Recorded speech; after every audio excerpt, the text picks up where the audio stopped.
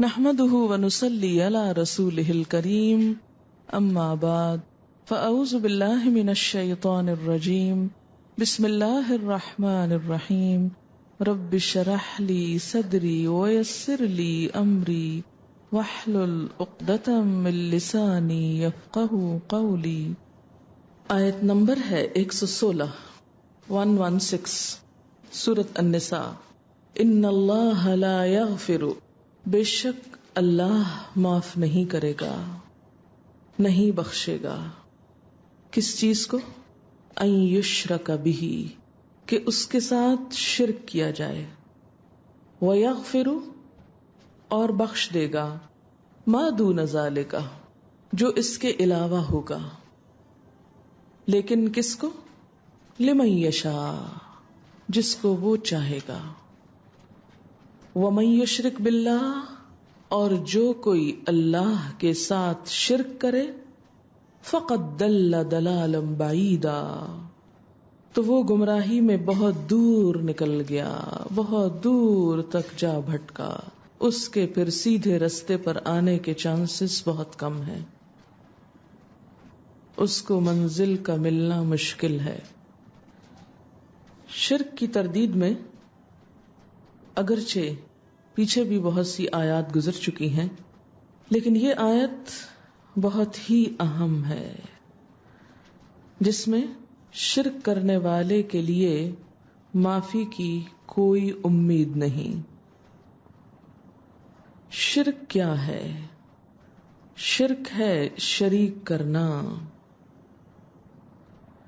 اللہ کے سوا کسی مخلوق کو عبادت، محبت، تعظیم میں اللہ کے برابر سمجھنا، اللہ تعالی کی مخصوص صفات میں مثلاً خالق، رازق،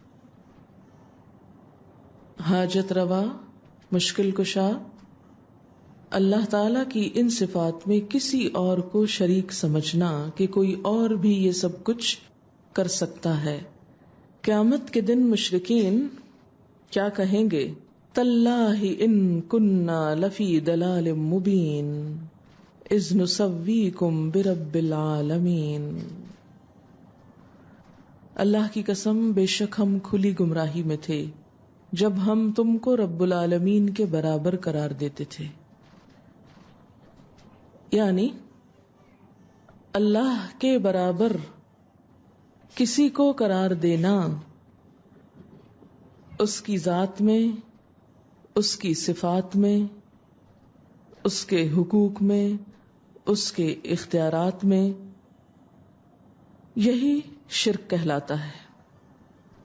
شرک کو ظلم بھی کہا گیا ہے۔ ظلم کسی کے حق میں کمی کے لیے استعمال ہوتا ہے۔ اللہ کا حق کیا ہے؟ کہ اس کے برابر کسی کو نہ سمجھا جائے، کسی بھی چیز میں، اس کی کسی بھی صفت میں، اس کی ہستی کے کسی بھی پہلو میں۔ اور اگر کوئی ایسا کرے تو وہ ایسے گناہ کا ارتکاب کر رہا ہے کہ جس کی معافی نہیں۔ یاد رکھیے کہ گناہ کئی قسم کے ہیں۔ کچھ ایسے ہیں جو انسان بھول چوک میں خطا کر جاتا ہے اور پھر اس کے بعد نیکی کرتا ہے تو ہر نیکی خطا کو مٹاتی بھی ہے۔ ان الحسنات یذہبن السیئات۔ کچھ گناہ ایسے ہیں کہ جن کے لیے صرف نیکی کرنا کافی نہیں، بلکہ ان کی بطور خاص معافی مانگنا بھی ضروری ہے۔ جب انسان ان گناہوں پر معافی مانگتا ہے تو وہ معاف ہو جاتے ہیں۔ کچھ گناہ ایسے ہیں کہ جن پر صرف معافی بھی کافی نہیں، جب تک کہ انسان ان حقوق کی ادائیگی نہ کرے جو وہ کسی کے حق میں مار رہا ہے، مثلاً کسی کی چوری کی یا کسی پہ الزام تراشی کی۔ تو ایسے میں جب تک وہ چیز صاحب حق کو واپس نہ کی جائے، اس کا نقصان نہ پورا کیا جائے، اس شخص سے معافی نہ مانگی جائے جیسے حقوق العباد میں کوتاہی، تو اس وقت تک وہ گناہ معاف نہیں ہوتے۔ تو شرک بھی ان گناہوں میں سے ایک گناہ ہے کہ جس پر انسان جب تک سچے دل سے معافی مانگ کر پھر آئندہ کے لیے وہ کام چھوڑ نہیں دیتا، اس وقت تک معافی نہیں ہو سکتی۔ شرک سب سے بڑا گناہ، حدیث پاک میں ہے، آپ نے فرمایا کہ سب سے بڑا گناہ یہ ہے کہ تو اللہ کے ساتھ کسی کو شریک کرے حالانکہ اس نے تجھ کو پیدا کیا ہے۔ شرک کرنے کا نقصان کیا ہے؟ انسان یہ سوچ سکتا اچھا نہیں معافی تو نہ سے، اب ہم کیا کریں؟ نہیں، معافی مانگنا ہے، اور نہ مانگنے کی صورت میں نقصان کیا ہے؟ قرآن پاک میں آتا ہے، سورۃ المائدہ آیت 72، انہ من یشرک باللہ فقد حرم اللہ علیہ الجنۃ ومأواہ النار وما للظالمین من انصار، کہ جو بھی اللہ کے ساتھ شرک کرے اللہ نے اس پر جنت کو حرام قرار دیا ہے۔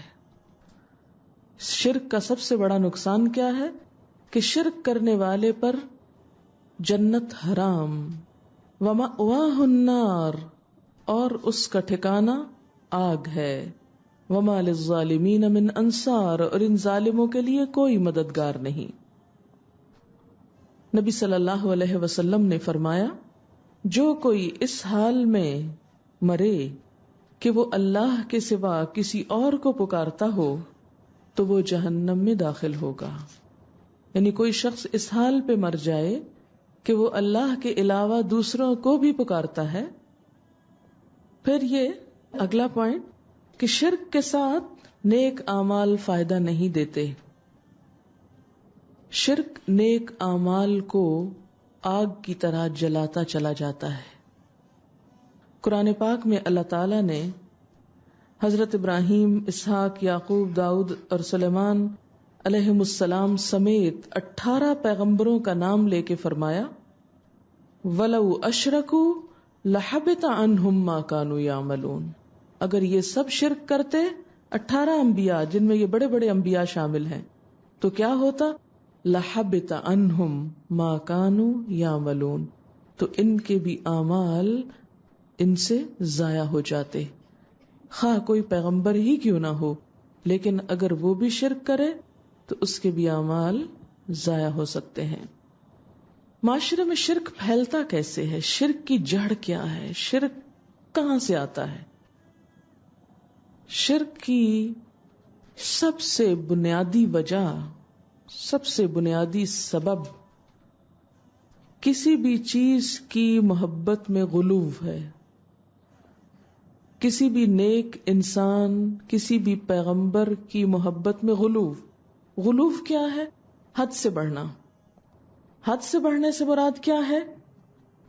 کہ انسان اس انسان میں اٹک کر اللہ کے احکام کو بھول جائے، اللہ کی حدود کو پامال کرنے لگے، اس انسان کی محبت اللہ کی محبت سے بڑھ جائے۔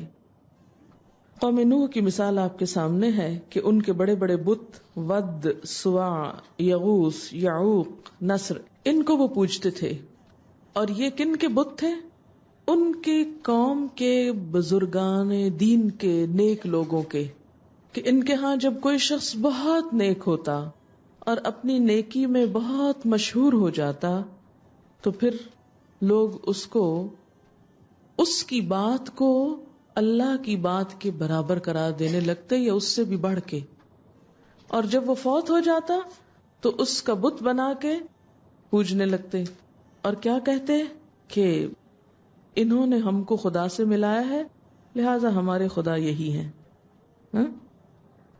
جیسے اردو کا بھی ایک شعر ہے نا، شاید سنا ہو آپ نے، حقیقت میں دیکھو تو خواجہ خدا ہے، خواجہ کے در پہ سجدہ روا ہے، ایک قوالی کا شعر ہے۔ اب یہ کیوں کہتے ہیں؟ خواجہ معین الدین چشتی کی طرف اشارہ ہے، حقیقت میں دیکھو تو خواجہ خدا ہے۔ خواجہ کو خدا کیسے بنا لیا انہوں نے خود سے؟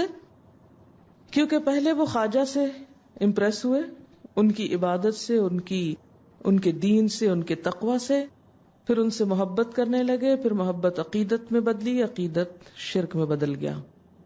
اس کا یہ مطلب نہیں کہ کسی سے محبت نہیں کرنی چاہیے، جہاں اللہ کی خاطر کی ہوئی محبت انسان کو عرش الہی کے سائے تلے جگہ دے گی، وہاں اس محبت میں حد سے بڑھنا، حد سے بڑھنے سے مراد کیا ہے کہ اللہ کے حکم کو پیچھے چھوڑ دینا اور اس کے حکم کو آگے لے آنا، اللہ کو سجدہ کرنے کی بجائے ان کو سجدہ کرنے لگنا، اللہ سے دعا مانگنے کی بجائے ان کے آگے دعائیں مانگنے لگنا، اللہ کی محبت سے بڑھ کر ان سے محبت کرنے لگنا، کیونکہ قرآن پاک میں آتا نا والذین آمنوا اشد حبا للہ، وہ لوگ جو ایمان لائے اللہ کی محبت میں سب سے زیادہ شدید ہوتے ہیں۔ اس کا یہ مطلب نہیں ہے کہ کسی انسان سے محبت نہیں ہونی چاہیے یا زیادہ محبت نہیں ہونی چاہیے۔ آپ دیکھیں کہ جیسے نبی صلی اللہ علیہ وسلم کی محبت ہے تو آپ کی محبت جو ہے وہ ایمان کا حصہ ہے۔ کوئی شخص اس وقت تک مومن ہی نہیں ہو سکتا جب تک کہ وہ آپ صلی اللہ علیہ وسلم کو اپنے والدین سے، اپنی اولاد سے، تمام انسانوں سے بڑھ کر محبت نہ کرے۔ لیکن اس محبت کی لمٹ کیا ہے؟ سب انسانوں سے زیادہ، لیکن اللہ کے برابر نہیں، کیونکہ اگر برابر آ گئے تو یہی شرک ہو گیا، یا اللہ سے بڑھ کر بھی نہیں، کیونکہ بعض اوقات کیا ہوتا ہے اللہ سے بھی بڑھا دیتے ہیں، جیسے حالی نے کہا تھا نا کہ پیغمبروں کا رتبہ خدا سے بڑھائیں۔ مثلاً عیسائیوں کے ہاں شرک کہاں سے آیا؟ حضرت عیسیٰ علیہ السلام کی محبت میں وہ اس حد تک بڑھے ان کی عقیدت اور احترام میں کہ انہیں خدا کا بیٹا بنا دیا۔ کسی بھی نیک انسان کی محبت ایک پسندیدہ عمل ہے، جیسے وہ شعر ہے احب الصالحین ولست منہم، میں نیک لوگوں سے محبت رکھتا ہوں حالانکہ میں ان میں سے نہیں ہوں، یعنی اپنے آپ کو نیک نہیں سمجھتا۔ کس امید پر؟ لعل اللہ یرزقنی صلاحا، شاید اللہ مجھے بھی نیکی کی توفیق دے، کیونکہ انسان جس سے محبت کرتا ہے اسی کے نقش قدم پہ چلتا ہے۔ اور اس کا صلہ کیا ہے کسی نیک انسان سے محبت کرنے کا؟ حدیث پاک میں آتا ہے المرء مع من احب، انسان اسی کے ساتھ ہوگا جس سے وہ محبت کرتا ہوگا۔ صحابہ کرام کہتے ہیں کہ اس حدیث کو سن کر ہمیں اتنی خوشی ہوئی کہ شاید اس سے پہلے کبھی ہوئی ہو، کیونکہ ہم حضور صلی اللہ علیہ وسلم کو اپنی جان مال ہر چیز سے بڑھ کے چاہتے تھے، آپ سے بہت زیادہ محبت رکھتے تھے۔ اسی طرح بعد کے ادوار میں بھی، یعنی آپ صلی اللہ علیہ وسلم کا مقام تو آپ کا ہے، پھر اس کے بعد ہم دیکھتے ہیں جیسے اہل بیت ہیں، آپ صلی اللہ علیہ وسلم کے گھر والے، پھر اس کے بعد دیگر نیک لوگ ہیں، صالحین، جس کے پیچھے ذکر پڑا نا من النبیین والصدیقین والشہداء والصالحین۔ تو کسی بھی صالح انسان، کسی بھی نیک انسان جس کو آپ نیک سمجھتے ہو، اصل نیکی تو اللہ ہی کو پتا ہے کسی کی۔ ہم کسی سے کیا معاملہ کرتے ہیں صرف اس کے ظاہر پر، دلوں کا حال ہم نہیں جانتے کہ کوئی اندر سے کیا ہے۔ لہذا کسی بھی انسان جس کو آپ نیک سمجھتے ہو اور اس سے آپ محبت رکھتے ہو، خواہ وہ موجودہ دور کا ہو یا پچھلے دور کا ہو، اس میں کوئی برائی نہیں۔ مثلاً آپ دیکھتے ہیں کہ بعض اوقات جب ہم مسلم ہیروز میں مختلف صحابہ یا صحابیات کا پڑھتے ہیں تو ہماری آنکھوں سے آنسو آ جاتے ہیں، بعض اوقات ہمارے دل میں ان کے لیے ایک بہت محبت پیدا ہوتی، اس میں کوئی حرج نہیں۔ نیک لوگوں سے محبت کرنا، ان کے راستے پہ چلنا، ان کے طریقوں کو اپنانا، ان کو اپنا آئیڈیل بنانا، اس میں کوئی برائی نہیں ہے۔ کیوں؟ اس لیے کہ قرآن پاک میں آتا ہے اہدنا الصراط المستقیم صراط الذین انعمت علیہم، ہمیں سیدھا راستہ دکھا، ان لوگوں کا راستہ جن پر تو نے انعام کیا، یعنی جنہیں تو نے ہدایت دی، جو تیری طرف جاتے ہیں، تجھ سے ملاتے ہیں، تجھ سے جوڑتے ہیں۔ تو کوئی ایسا انسان، خواہ ماضی کا ہو، خواہ حال کا ہو، خواہ کسی ملک شہر کا ہو، کوئی بھی انسان جس سے تعلق آپ کو اللہ کی محبت میں اضافے کا سبب بنے، اللہ تعالیٰ کے قرب کا سبب بنے، وہ ساری محبت کیا ہے؟ جائز ہے اور پسندیدہ ہے اور ایک طرح سے عبادت ہے. ایسی ہی محبت عبادت ہے، ہر محبت عبادت نہیں ہوتی. اچھا جی، یہ میں ایک عام جو ہمارے معاشرے میں کانسیپٹ ہے اس کی طرف اشارہ کر رہی ہوں. پھر اس کے بعد اس میں احتیاط کس چیز کی ضروری ہے کہ اگر ہم کسی بھی انسان سے اللہ کے لیے محبت کرتے ہوں تو کبھی ایسا نہ ہو کہ اس انسان کی کسی غلط بات کو ہم صحیح کہنے لگیں یا اس کے کسی غلط عمل کو ہم صحیح کہیں اور اس تعصب میں مبتلا ہو کر اس کے حق میں دلائل دینے شروع کر دیں کہ نہیں چونکہ یہ بات فلاں نے فرمائی ہے اور فلاں میرا پسندیدہ ہے، لہٰذا اگر وہ غلط بھی کہے گا تو میں اس کو بھی صحیح سمجھوں گا. نہیں، کوئی بھی انسان جب اللہ اور اس کے رسول صلی اللہ علیہ وسلم کی بات سے ٹکراتی ہوئی بات کہے تو اس کی بات نہیں لی جائے گی، خواہ والدین ہی کیوں نہ ہو، اولاد ہی کیوں نہ ہو، استاد ہی کیوں نہ ہو، کوئی اور انسان ہی کیوں نہ ہو. کیونکہ جہاں محبت عبادت ہے وہاں محبت میں اعتدال سے بڑھنا شرک کی طرف لے جاتا ہے. اب یہ ایک باریک سا فرق ہے، آپ میں سے ہر ایک کو یہ فرق معلوم ہونا چاہیے، کیونکہ میں نے یہ دیکھا ہے کہ ہمارے ہاں اکثر دو ایکسٹریمز ہیں. یا تو ایک ایسی ایکسٹریم ہے کہ جو کسی بھی نیک انسان کا ایسا گرویدہ بنا دیتی ہے کہ اللہ، رسول، دین، تعلیم، شریعت ہر چیز بھول جاتی، سب شریعتیں پیچھے چلی جاتی، سب اللہ کے حکم پیچھے چلے، نماز روزے سے بھی جاتے ہیں لوگ، وہ کہتے ہیں بس یہی ہمارے سب کچھ ہے، یہ ہم کو آگے پار کرا دیں گے. یہ ایک ایکسٹریم ہے. کیا کرتے ہیں؟ ان کے نام پہ قربانی کرتے ہیں، ان کے نام پر صدقہ خیرات، نظر نیاز دیتے ہیں، پھر ان کو انہی سے اپنے تمام رشتے استوار کرتے ہیں، حتیٰ کہ اللہ سے مانگنا بھول جاتے ہیں، ان سے مانگنا شروع کر دیتے ہیں، ان کے در پہ سجدہ روا ہے کہنا شروع کر دیتے ہیں. ٹھیک، یہ ایک ایکسٹریم ہے. دوسری ایکسٹریم کیا ہے کہ انسان ہر محبت کو یہ کہہ کے ختم کر دے کہ نہیں یہ تو شرک ہے، یا کسی سے بھی زیادہ محبت نہیں کرنی چاہیے کہ یہ ناپسندیدہ ہے. نہیں، یعنی آپ کسی سے کہیں تک بھی محبت کر سکتے ہیں، ناپسندیدہ اس وقت ہوتی ہے وہ جب آپ اس کے حکم کو اہم قرار دیں اور اللہ کے حکم کو پیچھے کر دیں. اس کی صحبت میں بیٹھ کے آپ نماز تاخیر سے پڑھیں، نماز ڈیلے کر دیں کہ جی ہم اللہ کی باتیں کر رہے ہیں. کیونکہ بعض اوقات انسان کہتے ہیں مجھے فلاں سے اللہ کی خاطر محبت، اور اس کی مجلس میں بیٹھ کر میں اللہ کی محبت محسوس کر سکتا ہوں. اب آپ بیٹھ گئے مجلس میں، اب ایسے بیٹھے کہ نہ خود نماز پڑھی اور نہ اس کو پڑھنے دی، یا خود بھی پڑھی تو دیر سے پڑھی اور اس کو بھی دیر کرا دی.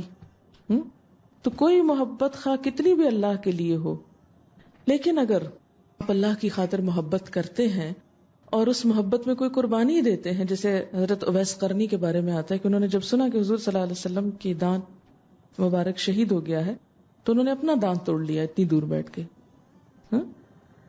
اس کے بعد تو میں نے کبھی نہیں سنا کہ کسی نے واقعہ پڑھا اور پھر ایسا کیا، نہیں، وہ کیفیت ہی کچھ اور ہے. تو یہ محبت کی انتہا تھی، آخری درجے تک کی تھی، جس میں اتنی بڑی قربانی. اپنا دانت توڑ کے اپنی شکل بگاڑنا کوئی آسان نہیں ہے، لیکن ان کے لیے مشکل نہیں تھا کیونکہ وہ اس محبت میں انہوں نے کیا تھا. تو بہرحال شرک کا دروازہ یہاں سے کھلتا ہے، کسی کی محبت میں غلو، اور اس طرح کہ اس کے مقابلے میں اللہ تعالیٰ کی ذات پیچھے چلی جائے، اللہ کے رسول صلی اللہ علیہ وسلم کی سنت پیچھے چلی جائے. ایسے میں پھر کیا کیا جائے، احتیاط کیسے کی جائے؟ کیونکہ انسان کے لیے اعتدال پر قائم رہنا نہایت مشکل ہے. آسان ہوتا ہے ایک طرف لٹک جانا یا دوسری طرف لٹک جانا. آپ دیکھیں نا کہ جب آپ مثلاً چل رہے ہیں، اگر آپ دائیں طرف کسی پہ سہارا لے لیں تو آپ کا چلنا آسان ہے، اگر بائیں کسی طرف لے لیں تو آسان ہے. خود اپنے پاؤں پہ چلنا یا سیڑھیاں اترنا چڑھنا کیا ہے؟ مشقت والا کام ہے. لیکن یہی اعتدال اللہ کو پسندیدہ ہے کہ آپ نہ ادھر جھکیں، نہ اس انتہا پہ نہ اس انتہا پہ، بلکہ اس کے برعکس اعتدال پہ قائم رہیں. اعتدال پہ قائم رہتے ہوئے محبت نہایت پسندیدہ ہے. وہ کاموں کو آسان کر دیتی ہے، نیکیوں کو آسان بنا دیتی ہے. وہ کام جو انسان عقل کے ذریعے سال ہا سال میں نہیں کر سکتا، وہ محبت کے ذریعے وہ ایک جست میں کر جاتا ہے. وہ جیسے اقبال نے بھی کہا تھا کہ بے خطر کود پڑا آتش نمرود میں عشق. اب یہ اقبال کی ٹرم ہے عشق، لیکن بہرحال قرآن اور سنت میں یہ لفظ استعمال نہیں ہوتا. بے خطر کود پڑا، اب میں اگر یہ لفظ کہوں اس وقت کہ یہ عشق جو ہے یہ لفظ نہیں استعمال ہوتا. اقبال، اب یہیں سے میں آپ کو دلیل دیتی ہوں اقبال ہی کے اس مثال سے. اقبال آپ کا پسندیدہ ترین شاعر ہو سکتا ہے، اس کے شعر بہت اچھے ہو سکتے ہیں، لیکن اگر وہ کہیں کوئی ایسا لفظ استعمال کرتا ہے کہ جس سے ہم اگری نہ کرتے ہوں، تو اب آپ یہ کہیں کہ اس سے تو آپ نے ایک قومی شاعر کی توہین کر دی اور آپ کے خلاف ایک مقدمہ قائم ہونا چاہیے، تو یہ بات درست نہ ہوگی. کیوں؟ یہی تو اصل عقیدت ہے کہ علامہ اقبال کی شاعری سے جہاں ایمان تازہ ہوتا ہو وہ سب درست ہے، لیکن اگر ان کی شاعری، کیونکہ انسان تھے نا، ہم عموماً جب کسی کی عقیدت میں مبتلا ہوتے ہیں تو اس کا ہیومن بینگ ہونا بھول جاتے ہیں. ہم سمجھتے ہیں کہ یہ انسان نہیں ہے، تو وہ ان کا انسان ہونا اور انسان جیسی سوچ رکھنا ایک بالکل نیچرل سی چیز ہے. کسی انسان سے بھی کوئی ایسی بات ہو سکتی ہے، میرے منہ سے بھی کئی ایسے لفظ یا باتیں نکلتی ہوں گی کہ جو بہت اچھی نہ ہو، اس سے زیادہ اچھی باتیں موجود ہوں، لیکن چونکہ ہم انسان ہیں اس لیے ہمارے اندر ضرور کمی کوتاہی ہوگی. لیکن کسی بھی انسان کی کسی ایک کمی کی وجہ سے اس کے سارے خیر کو پھینک نہیں دینا چاہیے، کیونکہ ہم پھر دوسری انتہا پہ جانا چاہتے ہیں. چونکہ اس انسان نے یہ ایک لفظ غلط بولا ہے، لہٰذا اس کی تو ساری بات غلط ہے. جز کو دیکھ کر کل پہ فیصلہ مت کریں کبھی بھی زندگی میں. تو بے خطر کود پڑا آتش نمرود میں عشق، کہ جو عشق یا محبت ہوتی ہے اس کے ذریعے انسان بڑی بڑی قربانی کر سکتا ہے. وہ قربانیوں کو آسان بنا دیتی ہے. عقل ہے محو تماشائے لب بام ابھی، عقل ہے محو تماشائے لب بام ابھی. کیونکہ جب انسان عقل سے یہ بات سوچے کہ میں آگ میں جاؤں کہ نہ، تو وہ کیا ہوگا؟ وہ کنارے پہ کھڑا رہے گا، وہ نہیں جا سکتا. تو دین میں ہمیشہ قربانی کب ہوئی؟ جب اللہ کی محبت غالب آئی، جب رسول اللہ صلی اللہ علیہ وسلم کی محبت غالب آئی، جب آخرت کا احساس غالب ہوا، جب اللہ والوں کی محبت دلوں میں آئی، تو ان کے ساتھ مل کر دین کا راستہ طے کرنا آسان ہو گیا. آپ جب تنہا ایک راستے پر ہوتے ہیں پریشان ہوتے ہیں، لیکن جب آپ دوسروں کے ساتھ مل کر چلتے ہیں تو اس میں خوشگواری آتی ہے، آسانی ہو جاتی ہے. اور وہی کام جو بہت مشکل لگتے ہیں، مثلاً آپ میں سے کئی لوگوں کو صبح کی نیند بہت پیاری ہوگی، لیکن اب اللہ کی محبت میں وہ ساری نیندیں کہاں گئیں؟ ختم ہو گئیں. تو یہ بہت نیچرل بات ہے ایک. بہرحال شرک کی جڑ، شرک کی ابتدا، شرک کہاں سے آتا ہے، اس کا سرا میں نے آپ کو پکڑا دیا. باقی چیزوں پہ آپ خود غور کر لیجئے. ان اللہ لا یغفر ان یشرک بہ ویغفر ما دون ذلک لمن یشاء. یہیں سے پھر وہ ریاکاری بھی آ جاتی ہے نا، جب معاشرے کی انسانوں کی محبت ایسی ہوتی کہ ہر کام ان کو دکھانے کے لیے کرتے ہیں. ہم کوئی نیک کام کر لیں، ہم کو چین نہیں آتا جب تک کہ ہم دوسروں کو بتا نہ چکے. دکھاوا دکھاوا دکھاوا. اسی لیے آپ صلی اللہ علیہ وسلم نے فرمایا تھا، مسند احمد کی حدیث ہے، ان اخوف ما اخاف علیکم الشرک الاصغر. قالوا وما الشرک الاصغر یا رسول اللہ؟ قال الرياء. کہ سب سے زیادہ جس چیز کے بارے میں تم سے ڈرتا ہوں وہ شرک اصغر ہے. لوگوں نے پوچھا وہ کیا ہے؟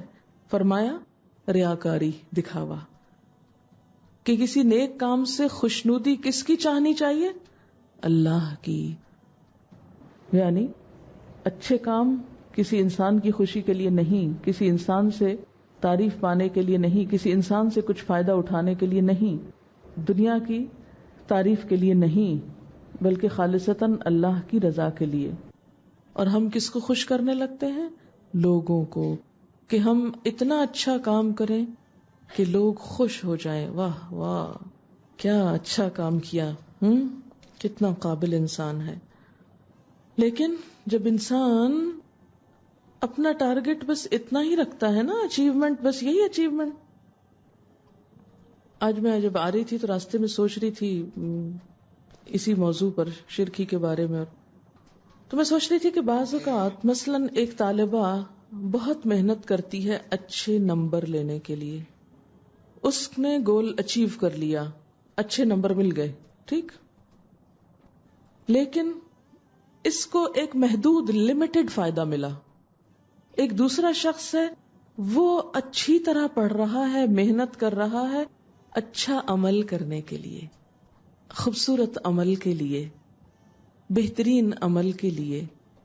اس کا عمل زیادہ اچھا ہو گیا. اس کا فائدہ کتنا ہوا اس کو؟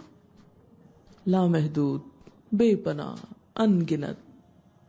شیطان کا فتنہ یہی ہے کہ وہ ہمیں بہترین سے نیچے لے آتا ہے کہ زیادہ اچھا کام نہ کرو، بس تھوڑا تھوڑا کیا کرو. اگر انسان زیادہ اچھے کام کرنے لگے تو اس کے ہاتھ سے تو سب نکل جائے. نیک کام کر کے بھی بعض اوقات ہم اسی کے ہاتھ میں رہتے ہیں. جب ہماری نیت کسی اچھے کام میں اللہ کی رضا نہیں ہوتی، لوگوں کی خوشنودی ہو جاتی ہے. اسی لیے اس چیز کو بھی شرک قرار دیا گیا. وَمَن يُشْرِكْ بِاللَّهِ فَقَدْ ضَلَّ ضَلَالًا بَعِيدًا. اور جس نے شرک کر لیا وہ تو بہت دور نکل گیا گمراہی میں، بہت زیادہ بھٹک گیا، بہت دور چلا گیا. اور جب کوئی کسی رستے پر بہت دور چلا جائے، یعنی اپنا اصل ایڈریس چھوڑ کر کسی اور طرف نکل گیا اور بہت دور چلا گیا، تو پھر انسان عموماً کیا سوچتا ہے؟ چلو اب ادھر ہی گھر بنا لیتے ہیں، اب وہ اصل منزل تو گئی، چلو اب یہی ٹھیک ہے. تو یہ ایسا ہی ہے جیسے کیلے کے چھلکے پر پھسل کر انسان ادھر ہی لیٹ جائے. ان يدعون من دونه الا اناثا. اب عربوں کے شرک کی ایک قسم بتائی گئی. نہیں وہ پکارتے، یعنی شرک میں کیا آتا ہے؟ غیر اللہ کو پکارنا. نہیں وہ پکارتے اللہ کے سوا، من دونہ سے مراد کیا ہے؟ اللہ کے سوا. الا اناثا، مگر دیویوں کو. دیویاں، دیو کی مؤنث نہیں، دیوتا کی ہے. ایک دیو ہوتا ہے نا اور ایک دیوتا ہوتا ہے، ٹھیک. تو دیویوں کو پکارتے ہیں. دیویوں سے مراد کون ہے یہاں؟ لات، عزا، منات، نائلہ، اساف. یہ نام ہے ان کی دیویوں کے. یہ کون تھے دیویاں ان کی؟ کہتے ہیں کہ دراصل وہ فرشتوں کو پوجتے تھے، اور فرشتوں کو وہ عورتیں سمجھتے تھے، اور فرشتوں کو اللہ کی بیٹیاں سمجھ کر ان کی پوجا کرتے. وَإِن يَدْعُونَ، اور نہیں وہ پکارتے، إِلَّا شَيْطَانًا مَرِيدًا، مگر سرکش شیطان کو. یعنی اصل میں تو وہ کس کو پکارتے ہیں؟ یہاں کسی کو پکارنا کس لیے؟ مدد کے لیے. اچھا آپ کہیں گے اوہ پھر تو میں ہر روز کسی نہ کسی کو پکارتی ہوں، ادھر آؤ میرا یہ کام کر دو، یہ مجھے بتاؤ. دن میں آپ پتہ نہیں کتنی دفعہ لوگوں کو پکار رہے ہوتے ہیں، بائی نیم پکار رہے ہوتے ہیں، او فلاں ادھر آؤ. تو کیا یہ شرک ہو گیا؟ یا کسی سے مدد لینا شرک ہو گیا کہ آپ نے غیر اللہ سے مدد لے لی؟ آپ کو چاہیے تھا گھر بیٹھ کے اللہ تعالیٰ سے کہتے اللہ تعالیٰ میں تو صرف آپ کو پکارتی ہوں، لہٰذا آپ بندوبست کر دیں کہیں سے. نہیں، یہ شرک نہیں ہوتا. اسباب کا اختیار کرنا شرک نہیں. اسباب کا، مادی اسباب کا اختیار کرنا شرک نہیں. مادی اسباب کیا ہوتے ہیں؟ انسان مادی چیز ہے. کسی انسان کو کہنا ادھر آؤ، یہ نیچے چیز گر گئی اٹھا دو مجھ کو، یہ شرک نہیں ہے. آپ نے پکارا ایک کو اور اس سے مدد طلب کی، اس نے آپ کی مدد کر دی. تو پھر کون سا پکارنا شرک ہوا؟ اور پکارنے میں کیا پکارنا شرک ہے؟ وہ پکارنا جو غائبانہ طور پر ہو، اسباب کے بغیر ہو، غیبی ذرائع سے. مثلا آپ میں سے کوئی یہ کہے، جیسے میں اسلام آباد گئی تھی تو آپ میں سے کوئی آ کے یہ کہے کہ آج رات میں نے میڈم کو پکارا اور وہ غائبانہ طریقے سے آئیں اور انہوں نے مجھے اگلا سبق پڑھا دیا، جو کہ میرا وجود وہاں تھا. اب یہی شرک ہے کہ ایک شخص کا وجود کہیں ہے اور ہم اس کو کیا سمجھ رہے ہیں کہ نہیں وہ ہمارے پاس اور ہماری مدد کر رہا ہے، وہ ہمارے ساتھ ساتھ ہے اور وہ غائبانہ طریقے سے ہماری مدد کرتا ہے. کسی بھی انسان کے بارے میں، کسی بھی بزرگ کے بارے میں، مثلا کسی بھی اولیاء اللہ کے بارے میں یہ سمجھنا کہ ان کی اتنی قوت ہے کہ وہ بغیر کسی سبب کے بھی مدد کر لیتے ہیں. انسان تو اسباب میں بندھا ہوا ہے نا، اگر یہاں سیڑھی نہ ہو تو اوپر چڑھنا مشکل ہے. انسان اسباب میں بندھا ہوا ہے، لیکن اگر کسی کے بارے میں یہ سمجھا جائے کہ وہ کسی سبب کے بغیر وہ کام کر لیتا ہے تو یہاں سے شرک کا دروازہ کھلتا ہے. مثلا مجھے نیچے سے اوپر آنے کے لیے سیڑھی کا سہارا لینا پڑا، میں سیڑھی پر چڑھ کر آئی.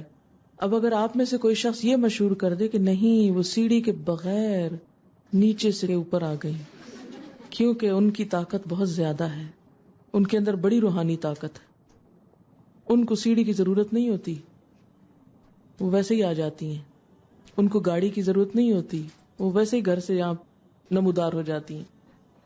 ان کو بھوک بھی نہیں لگتی، وہ کبھی روئی بھی نہیں.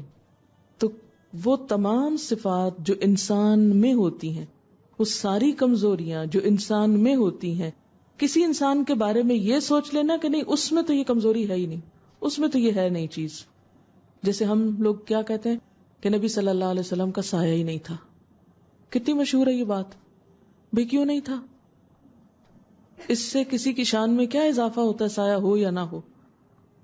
پھر اسی طرح تو گویا اسباب کے ساتھ کسی سے مدد لینا، کسی کو کہے کہ آپ مجھے لکھ دیں تو اس نے قلم اٹھایا اور لکھ دیا، آپ کوئی کہے کہ نہیں وہ قلم کے بغیر لکھ لیتا ہے، تو یہ چیز جو ہے اس میں شرک ہونے لگتا ہے. کیونکہ یہ صفت صرف اللہ کی ہے کہ وہ اس کو کسی سہارے، کسی سبب، کسی مدد اور کسی ذریعے، طریقے، وسیلے کی اس کو کوئی ضرورت نہیں کہ وہ کسی چیز کے ہاتھوں مجبور ہو کہ وہ اس کے سہارے کے ساتھ کام کرے. پھر سوال یہ پیدا ہوتا ہے کہ کیا ہمارے ہاں بھی شرک پایا جاتا ہے ہمارے معاشرے میں؟ اللہ تعالیٰ فرماتے میں نہیں کہتی کچھ بھی، آپ نے کیوں فتویٰ دے دیا؟ ہم کو خود نہیں فتوے دینے چاہیے، قرآن سے پوچھنا چاہیے. اللہ تعالیٰ فرماتے ہیں وَمَا يُؤْمِنُ أَكْثَرُهُمْ بِاللَّهِ إِلَّا وَهُمْ مُشْرِكُونَ، اور ان میں سے اکثر اللہ کو مانتے ہیں مگر اس طرح کہ اس کے ساتھ دوسروں کو بھی شریک کر لیتے ہیں. اس لیے بہت ہی کیئرفل رہنے کی ضرورت ہے. اسی وجہ سے آپ صلی اللہ علیہ وسلم کی امت میں سے 70,000 لوگ ایسے ہوں گے جو بے حساب جنت میں بھیجے جائیں گے. وہ کون ہوں گے؟ جو شرک نہ کریں گے. کسی شخص کے مشرک ہونے کی یا شرک پر ہونے کی علامت کیا ہے؟ اب یہ علامتیں دوسروں میں خدا کے لیے نہ ڈھونڈے، اپنے اندر ڈھونڈے. یہ ٹیسٹ ایک دے رہی ہوں اور یہ ٹیسٹ بھی قرآن ہی سے ہے. کیا علامت ہے؟ قرآن پاک میں آتا ہے وَإِذَا ذُكِرَ اللَّهُ وَحْدَهُ، جب ایک اللہ کی بات کی جاتی اشمئزت قلوب الذین لا یؤمنون بالآخرہ، تو ان لوگوں کے دل جو آخرت پر ایمان نہیں لاتے تنگی محسوس کرتے کہ بس صرف اللہ کی بات کریں، کسی بزرگ کی کرامت نہیں بولی جا رہی، کسی کے معجزے کا ذکر نہیں، کسی اور کی طاقت نہیں، بس صرف اللہ ہی کی طاقت بتاتے ہیں. وَإِذَا ذُكِرَ الَّذِينَ مِن دُونِهِ إِذَا هُمْ يَسْتَبْشِرُونَ، وہ خوش کب ہوتے ہیں؟ جب اللہ کے سوا اوروں کا ذکر کیا جاتا ہے تو خوش ہو جاتے ہیں. اب ہم میں سے ہر ایک صرف اپنے دل پہ جھانکے، کیونکہ یہ دل کا معاملہ نا کہ ہم کس کے ذکر سے خوش ہوتے ہیں اور کس کے ذکر پر خوشی نہیں ہوتی، یہ کسی اور کو نہیں پتا چل سکتا. یہ دل کی کیفیت کا نام ہے. مراد اس سے کیا ہے کہ جب کسی قوت، طاقت، قدرت، بڑائی، علم، کسی بھی ایسی صفت کا ذکر ہوتا ہے جو ہم کہیں کہ صرف اللہ ہی ایسا کر سکتا ہے، تو ناراض ہوتے ہیں کہ یہ کیوں کہتے ہیں آپ کہ صرف اللہ کر سکتے، وہ فلاں بزرگ بھی کر سکتے ہیں، وہ نبی بھی کر سکتے ہیں، وہ بھی کر سکتے ہیں، وہ بھی. تو یہاں سے پتہ چل جاتا ہے کہ دال میں کالا ہے. جو ایمان والا ہوتا ہے وہ صرف اللہ پہ بھروسہ کرتا ہے. وَعَلَى اللَّهِ فَلْيَتَوَكَّلِ الْمُتَوَكِّلُونَ، اللہ ہی پر توکل کرنے والوں کو توکل کرنا چاہیے. ایک اور جگہ پر ایمان والوں کو اللہ پر بھروسہ کرنا چاہیے. اب دیکھیں کہ مشرکین مکہ جو تھے، جن کو مشرک کہا گیا، وہ بھی اللہ کو مانتے تھے، اللہ کو الہ مانتے تھے. ان کا شکوہ کیا تھا حضور صلی اللہ علیہ وسلم سے؟ ناراضگی کیا تھی؟ اجعل الآلہۃ الہا واحدا ان ھذا لشیء عجاب. اس نے تو سب الہوں کا بس ایک ہی الہ بنا دیا، سب کو ختم کر کے بس ایک ہی خدا بتاتا ہے. یہ تو بڑی عجیب بات ہے. مشرکین کو بھی جب کہا جاتا تھا کہ اللہ کے سوا کسی اور کو نہ پکارو، کسی سے مدد نہ مانگو کہ وہ غائبانہ طور پہ تمہاری مدد کرے گا، کسی اور سے ایسی محبت نہ کرو جیسی اللہ سے کی جانی چاہیے، تو وہ کیا کہتے تھے؟ نہیں، ما نعبدہم، ہم ان کی نہیں عبادت کر رہے، الا لیقربونا الی اللہ زلفا، مگر اس لیے کر رہے ہیں کہ وہ ہمیں اللہ سے قریب کرتے ہیں. ہم تو ان کو کس لیے چاہتے ہیں، ان سے مدد کس لیے مانگتے ہیں کہ وہ ہمیں اللہ سے قریب کرتے ہیں. اور کیا کہتے تھے؟ وَيَقُولُونَ، وہ کہتے هَؤُلَاءِ شُفَعَاؤُنَا عِندَ اللَّهِ، یہ ہمارے سفارشی ہوں گے اللہ کے پاس. ہم تو ان سے اس لیے عقیدت رکھتے ہیں. ایک ہوتا ہے بزرگوں سے، بزرگان دین سے، نیک لوگوں سے صرف عقیدت رکھنا، اور ایک یہ کہ عقیدت پلس اطاعت اللہ کی کرنا، یعنی ان سے محبت رکھنا لیکن ان کی نیکیوں کی طرح نیکی کرنے کی کوشش کرنا. یہ دوسری چیز تو جائز ہے، لیکن محض عقیدت اس لیے رکھنا کہ یہ ہماری سفارش کریں تو یہ درست نہ ہوگا. ما نعبدہم الا لیقربونا الی اللہ زلفا وہؤلاء شفعاء. یہ الگ الگ آیتیں ہیں، دوسری سورۃ یونس کی، پہلی سورۃ زمر کی تھی. وَيَقُولُونَ هَؤُلَاءِ شُفَعَاؤُنَا عِندَ اللَّهِ، کہتے ہیں یہ اللہ کے ہاں ہمارے سفارشی ہیں. مشرکین مکہ بے جان بتوں کی پوجا کرتے، ان کے نام پہ قربانی کرتے، ان کے آگے سجدہ کرتے. خانہ کعبہ میں جب طواف ہوتا تو اس میں 360 بت رکھے ہوئے تھے، اس کے ارد گرد گھومتے پھرتے. تو اس پر ان کی سخت مذمت کی گئی کہ جب اللہ کا گھر ہے تو باقی سب کو نکال دو، آگے سے ہر چیز کو ہٹا دو. اسی لیے تصویر کی ممانعت ہے کہ جہاں وہ ہو وہاں سجدہ نہ کرو، کیونکہ یہیں سے پھر شرک آیا. یہ جو بہت زیادہ اس پہ سختی بعض اوقات ملتی ہے نا، کہ آپ پریشان ہونے لگتے ہیں کہ کیوں اتنا، تصویر کیا کہتی ہے، ہمارے پیاروں ہی کی تو ہیں جو گھر میں لٹک رہی ہیں، تو کیا وجہ ہے کہ ہم نماز نہ پڑھ سکے وہاں؟ کیونکہ یہ عمل ملتا جلتا ہے نا مشرکین کے عمل سے، کہ وہ کیا کرتے تھے کہ بتوں کو سامنے رکھ کے عبادت کرتے تھے. تو اسلام نے آ کے اس چیز سے منع کیا کہ کوئی ایسا کام کیا جائے جس سے پھر اسی شرک کی طرف امت چل پڑے. اور وہ بے جان بتوں کی عبادت کرتے تھے. اور ہماری امت میں بھی کیا ہوتا ہے کہ فوت شدہ بزرگان کے نام پہ قربانی ہوتی ہے، ان کے مزاروں پہ جا کے خاص طور پر ذبح کیا جاتا ہے، یا صدقہ خیرات کیا جاتا ہے، یا ان کے نام پر مال دیا جاتا ہے، یا بھینسوں کا دودھ جمع کر کے پتہ نہیں کون سی کچھ کیا جاتا ہے، کھیر پکائی جاتی ہے اور کھائی جاتی. بہت سے طریقے ہیں. اور اس میں کیا کہتے ہیں کہ ان کی روح کو خوش کرنے کے لیے. بھی کس لیے خوش کرنا ہے ان کو؟ خوش تو اللہ کو کرو کسی بھی نیکی کے کرنے. اگر آپ کوئی کام مجھے خوش کرنے کے لیے نیکی کا کر رہے ہیں کہ میں نماز پڑھوں تاکہ میڈم خوش ہو جائیں، تو یہ نماز کوئی نماز ہے کہ جو آپ مجھے خوش کرنے کو پڑھ رہے ہیں؟ میں کون ہوتی ہوں اس بارے میں جو عبادت اللہ کی اس پر میری خوشی دیکھی جائے؟ یہ تو ظلم ہے نا، ظلم. جب عبادت اللہ کی تو خوشی بھی اللہ ہی کی، کسی انسان کی نہیں. تو کسی کے ڈر سے نماز پڑھ لے انسان، یا کسی کی خاطر، کسی کی شرم و شرمی کہ یہ کیا کہے گا.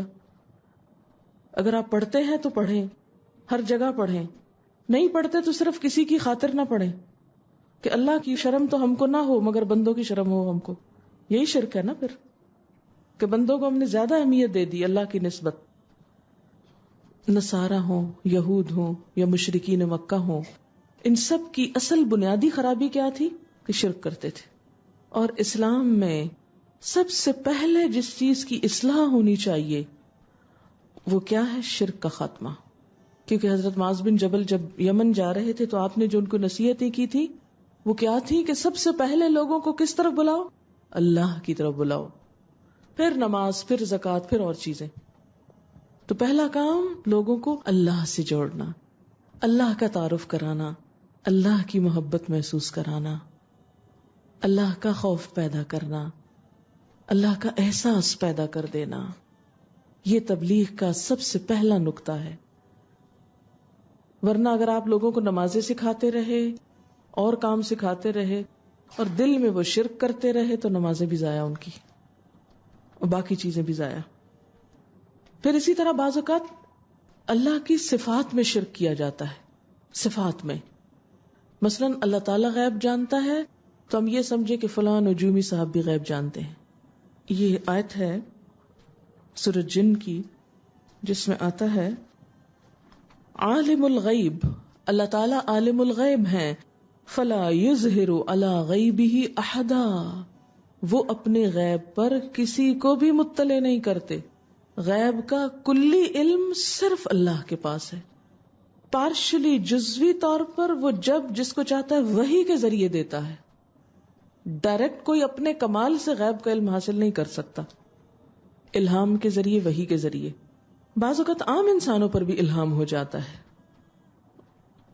مثلا آپ کا کوئی خدا نخواستہ رشتہ دار فوت ہوا اور آپ کہیں دور دوسرے ملک میں بیٹھے تو آپ کے دل میں یکایک خیال آ جاتا ہے اور آپ فون کر کے پوچھتے ہیں تو پتہ چلتا ہے کہ ہاں واقعی ایسا ہوا. اب آپ یہ کیا سمجھتے کہ آپ کے اپنے اندر کوئی قابلیت یا کمال ہے یا کوئی بھی شخص اس کو اپنے طرف لے جائے کہ یہ میرے کریڈٹ ہے؟ نہیں، یہ اللہ نے الہام کر دیا آپ کے دل پر. بعض اوقات خواب میں کوئی اشارہ ہو جاتا ہے کہ یہ ہونے والا اور صبح کے وقت وہی چیز دیکھتے ہیں آپ. یہ بھی ایک طرح سے الہام ہے، سچا خواب. یہ اللہ نے آپ کو دیا، آپ کا اپنا ذاتی کمال نہیں کہ خود سے آپ کو کوئی طاقت مل گئی. آپ کریڈٹ نہیں لے سکتے اس کا. اسی طرح کرامت جو ہوتی ہے کسی انسان کی، مثلا حضرت مریم کے پاس کیا ہوتے تھے؟ بے موسم کے پھل ہوتے تھے. اب یہ ان کا ذاتی کمال نہیں تھا کوئی، وہ خود اپنی مرضی سے نہیں یہ کرتی تھی. یہ کیا تھا؟ دراصل اللہ کی طرف سے ایک خاص عنایت تھی.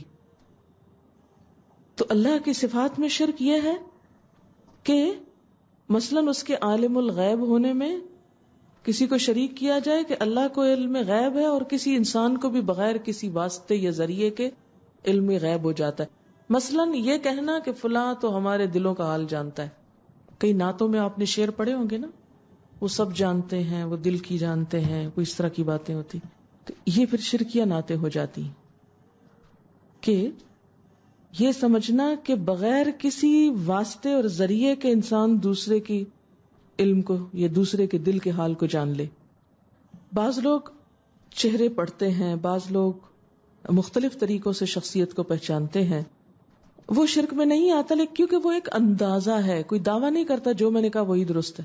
وہ ایک اندازہ ہے کہ آپ کسی کی آنکھیں دیکھ کر اس کا غم پہچان جائیں یا کسی کی شکل دیکھ کر اس کا غصہ پہچان جائیں. تو یہ اللہ نے جو آپ کو عقل دی ہے نا، اس عقل کے ذریعے آپ دوسرے کی حقیقت معلوم کر رہے ہیں.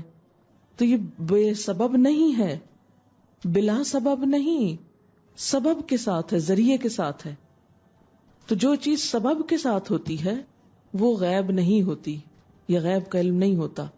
سبب کون کون سے؟ مثلا کسی مشین کے ذریعے، مثلا الٹرا ساؤنڈ سے آپ پتہ چلا لیں لڑکی ہے کہ لڑکا، تو یہ غیب کا علم نہیں ہے. کیوں؟ اس لیے کہ مشین کے بغیر آپ بھلا بتائیں یا اس سے پہلے بتائیں، کچھ پتہ نہیں، کچھ بھی نہیں کہہ سکتے.